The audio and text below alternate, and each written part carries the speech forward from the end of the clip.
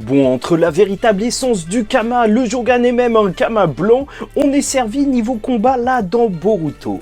Mesdames et messieurs, ici Chaz et on se retrouve aujourd'hui pour la review du chapitre 63 de Boruto qui fait suite justement à l'arrivée de Boruto face à Code, donc pour protéger Kawaki. Kawaki qui est surmené donc, et c'est Boruto qui va prendre la relève de ce combat. Bien sûr, tu vas avoir l'opposition entre les deux personnages qui sont encore une fois affirmés comme des frères. Je pense que ce n'est plus à démontrer, même si Kawaki il explique que justement pour lui il fait tout ça, même quitte à se sacrifier pour sauver le 7e Hokage, alors c'est sûr, Boruto, lui, il ne le laissera pas faire, même si c'est son père qu'il tente de sauver, parce que il veut sauver son bro. Et ça, c'est beau. Et même un petit peu limite quand tu vois que Eida, elle est comme ça, wouh, Boruto est tellement chaud. Franchement, ça m'a gêné. Ça m'a gêné. Franchement, là, je sais pas ce qui va se passer. Elle va aller sur DeviantArt chercher des images bizarres de Boruto et Kawaki. Mais franchement, ce sera sale. Bon, après, à sa décharge, c'est normal qu'elle se sente un petit peu perturbée, parce que juste avant, Kawaki avait demandé à la rencontrer, vu qu'il avait remarqué que, étrangement, Code, le fan des Ototsuki, il voulait pas tuer Kawaki, alors que Kawaki, il avait tué Ishiki, donc il avait deviné qu'il y avait un boss quelque part qui se cachait, et là, là aussi, elle était pas bien.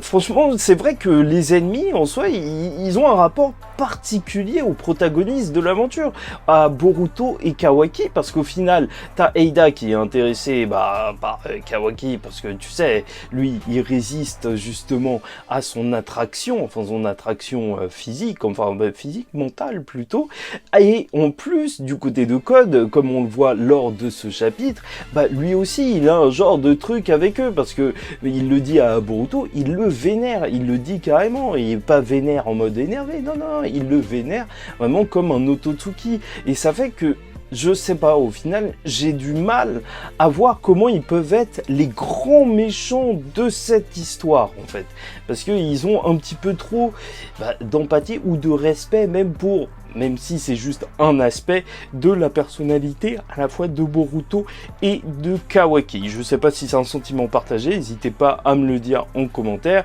mais bon, ne me faites pas dire ce que je n'ai pas dit, c'est vrai que Code reste quand même un antagoniste et une réelle menace, en voulant tuer presque tout le monde, le Nada Taime et j'en passe, et bien sûr Boruto, il va mener son combat contre lui, un combat qui est franchement appréciable, mais vu ce qu'on a vu dans l'anime il y a pas longtemps avec le combat, avec le Baryon mode, on peut se dire que t'inquiète pas que dans l'anime ça va être magnifique et on va kiffer, mais pour l'instant tu le vois utiliser plein de techniques différentes, entre le Rasengan, lancer des éclairs et tout, tu connais, c'est les techniques de Boruto, mais il va pas faire long feu face à un Code qui maîtrise parfaitement son Kama, et c'est là que ça va devenir intéressant, parce que déjà son Kama est blanc, on n'a pas encore d'explication, en fait, c'est vrai que c'est un chapitre qui nous montre des techniques sans encore rentrer dans vraiment l'explication de celle-ci, même s'il va nous dire que justement l'essence du Kama, en fait, sa réelle force, ce n'est pas d'augmenter ta force physique ou mentale, mais bien de faire de toi un vrai guerrier avec toute l'expérience des Ototsuki.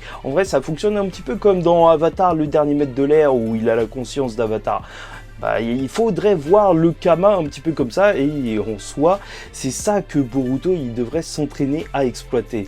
C'est vraiment cette notion qu'il est un guerrier millénaire en fait avec ce truc. Après, symboliquement, ce que j'ai énormément apprécié lors de ce chapitre, c'est parce qu'en réalité, on sort d'un arc où en fait les shinobi ils se sont retrouvés ébranlés d'une certaine manière avec la perte peut-être symbolique, mais de Kurama, enfin surtout la déchéance de Naruto, parce que Naruto a quand même, c'est sûr, perdu du level à cause de ça, Sasuke aussi, et ça fait que en plus ils ont affronté Ishiki, et donc on peut dire que quand même c'était un arc qui mettait en valeur les shinobi, et maintenant le ninjutsu, et lorsque tu vois justement Code applaudir le fait que Boruto maîtrise très bien l'art de combat des ninjas, on peut dire que oui, c'est vrai, et ça c'était le sujet de la série jusque-là, même avec Kawaki en ce début d'arc, qui justement devait se battre comme un ninja, et c'est ça qui a fait sa force contre Ishiki. Mais maintenant, je pense qu'on rentre vraiment dans une autre dimension, et c'est pour ça que je trouve que ça a été bien amené avec la fin de tous les autres trucs auparavant. Maintenant, on rentre vraiment dans une dimension plus Ototsuki, l'utilisation du Kama, la fin de l'ère des shinobi, pourquoi pas si tu veux, mais voilà, on est en plein dedans, ça marche. Boruto, là, le chapitre, tu sens vraiment qu'on essaye de te lancer dans ça, te lancer dans le fait que, bien sûr, les shinobi, c'était puissant, ils avaient des techniques, ils ont des techniques particulières, mais en plus d'être un shinobi, maintenant, il faudra s'affirmer en tant que possesseur de pouvoir d'Ototsuki. Ah oui, petit arrêt juste pour vous signaler que s'il n'y a pas d'image du chapitre, enfin énormément, c'est parce que je sais pas pourquoi, moi j'ai été striké alors qu'il y a des milliards de vidéos qui parlent de Boruto sur YouTube, mais bon, j'ai été striké, donc vaut mieux que je fasse attention. Donc c'est vrai que même dans tous les cas, ce combat c'est juste un combat contre la montre. Et à ce moment-là, on peut critiquer Konoha. C'est n'importe quoi ce qui est en train de se passer. La division sensorielle ou je sais pas quoi, là, qui est censée repérer tout le monde. Ok, elle n'y arrive pas. Kawaki a enlevé son chakra et tout. Mais quand même, le mec était chargé de surveiller Kawaki. Il avait même pas vu que Boruto, il était parti. Mais franchement, c'est terrible. Ce mec va être viré. Croyez-moi, Naruto, là, il va pas accepter. Et en plus, par contre, Ikemoto, je crois que c'est comme ça qu'il s'appelle, son dessin, bah, il était, ce dessin-là, t'as vu la perspective, elle était quand même assez chelou. Bon, de toute façon, c'est vrai que là, on peut se poser des questions quant à la fin du chapitre où justement, après l'explication, Code, il va justement pousser Boruto à se transformer à nouveau. Une transformation qui pourrait laisser penser que Momoshiki contrôle le corps de Boruto, mais en même temps, vu que Code vient juste de dire avant que tu ne sais pas utiliser vraiment le Kama ou je sais pas quoi, peut-être que là, il l'utilise un petit peu plus et en plus, surtout, on ne voit pas la corne que normalement Boruto a lorsqu'il utilise, lorsqu'il se fait posséder par Momoshiki. Et c'est ça qui est vraiment très mystérieux au final. Parce que est-ce que les pilules d'Amado ont marché? Parce que en soi, tu vois que Boruto n'a pas vraiment peur d'utiliser son Kama, même au début du chapitre. Et à la fin, on ne sait pas si c'est vraiment lui, mais voilà, il est là et il a plus la même forme que d'habitude. Donc ça, c'est des choses qui méritent à être beaucoup plus expliquées. Comment Boruto a mieux maîtrisé son Kama, ça ce sera sûrement mieux expliqué dans l'anime. Donc ça, tant mieux. Il y a des choses à chercher pour l'anime à ce niveau-là. Et aussi, ensuite, concernant l'autre grand mystère, c'est bien sûr, encore une fois, autour du Jogan de Boruto. Tu sais, son œil blanc un petit peu mystérieux, dont on ne connaît pas exactement toute la signification et les pouvoirs. Enfin, je pense qu'il y a beaucoup plus que de voir justement le chakra ou même les trucs spatiaux dimensionnels. Je pense que ça peut aller beaucoup plus loin que ça. Mais je vous avoue qu'au final, je reste quand même assez sur ma fin dans Boruto, un chapitre qui était quand même assez dense, mais qui montre encore une fois que franchement, Boruto, ça devrait passer en bimensuel au lieu d'être un manga mensuel comme ça. Entre chaque mois, on a le temps de franchement s'endormir et de plus se rappeler ce qui était en train de se passer.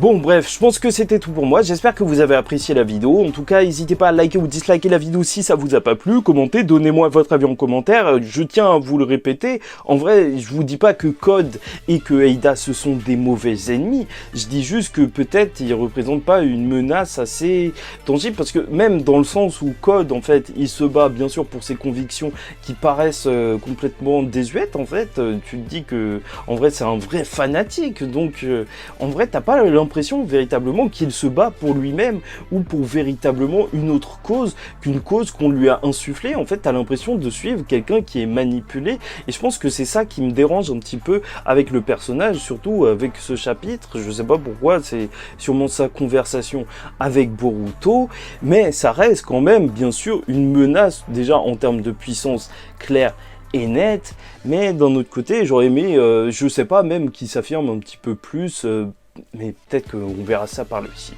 Bon, enfin bref, oui, et abonnez-vous aussi, parce que voilà, chaque mois on parle de Boruto, et je suis sûr que vous oubliez de checker le chapitre de temps en temps. Bon, bref, en attendant le mois prochain, je vous dis ciao tout le monde, faites très attention à vous la team, et surtout, paix sur vous.